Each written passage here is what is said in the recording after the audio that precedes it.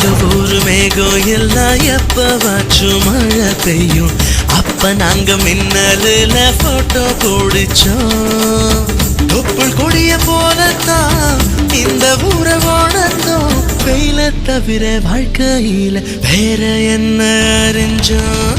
வெயிலோடு விளையாடு, வெயிலோடு உறவாடு, வெயிலோடு மல்லு கட்டி ஆட்டம் போட்டோமே.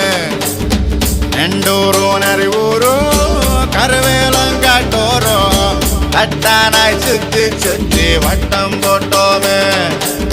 பசி வந்தா குருவே